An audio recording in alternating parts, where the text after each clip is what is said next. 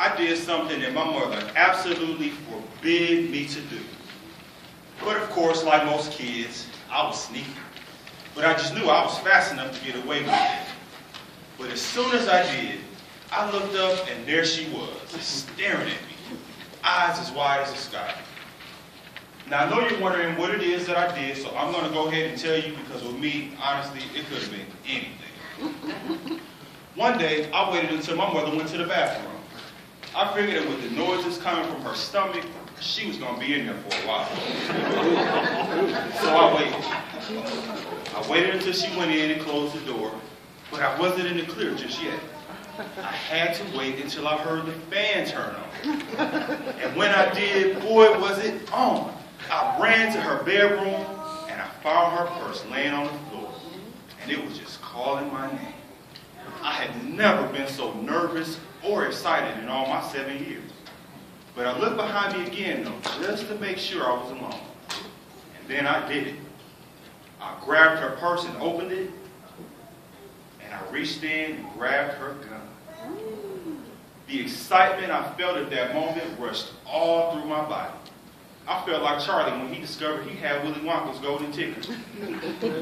Now this gun I was holding was no ordinary gun like the kind you get at a gun store. Nothing like that. This was an official Detroit Police Department issued weapon. Now in my 7-year-old mind, this gun has seen all kind of action. I'm talking Miami Vice, Charlie's Angels type action. Kicking down doors and taking down the bad guys on the mean streets of Detroit. Holding that gun, I felt like a man. Until I turned around and saw my mother staring at me.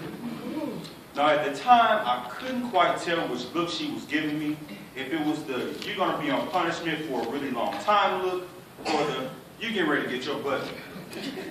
Apparently it was all of those and then some. Because she was on me faster than I could blink. And that, my fellow Toastmasters, is the first time that I ever touched a gun. Actually, it's the last time I ever touched a gun, because every time I look at one, my butt reminds me of the pain. My mother passed away 3 years ago, but it's memories like that that keep her alive in me. Losing someone you care about can be extremely tough, especially if you have a close bond. And I'll admit, it took me a while to learn how to let a fond memory of someone so special take the place of being able to pick up the phone and call her, or even drop by for a visit.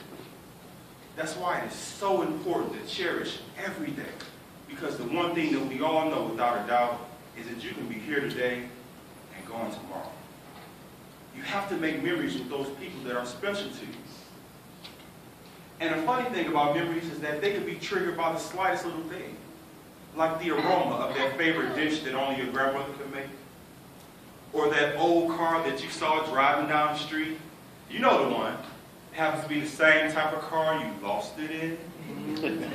And the interesting thing about memories is that sometimes scents are even triggered in our mind, and we might even think that we smell those scents. That's just how powerful a memory can be. Now, so far, we've talked about the good memories. But what about the bad ones? You know, the kind that send chills down your spine or make you shudder every time you think of them?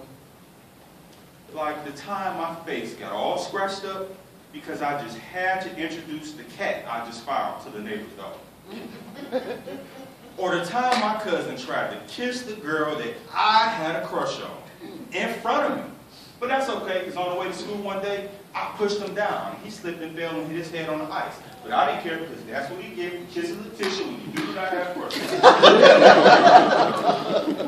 But one good thing about a bad memory is that sometimes we can learn valuable lessons from those memories. Lessons that, had it not been for that memory, we may have found ourselves in some very vulnerable situations. So how exactly do you make a memory last, or cherish it, so to speak? It's simple. You have to make them. You have to spend time with those people that are special to you. It doesn't matter if they're old or young. I want to demonstrate to you just how powerful a memory can be. First, I need you to close your eyes. Now I want you to think of a time that made you really, really happy.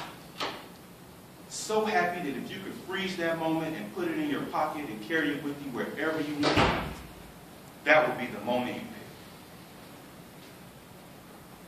Now open your eyes. What were you doing in your home? Were you with family or someone that you cared about? In my moment, I was about to graduate high school, and I was so happy that I finally made it. But I was a bit sad because none of my family or friends were able to make it down south to see me graduate.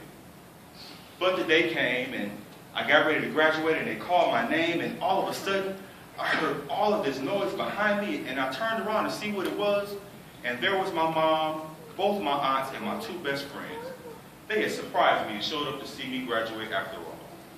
That was a feeling that I will never forget, and it's a memory that I truly will cherish forever. But what about you? What kind of memories are you making? What kind of legacies are you leaving? When you leave here today and get home and get a quiet moment to yourself, I want you to ask yourself that very same question. What kind of memories am I making? Mr. Toastmaster.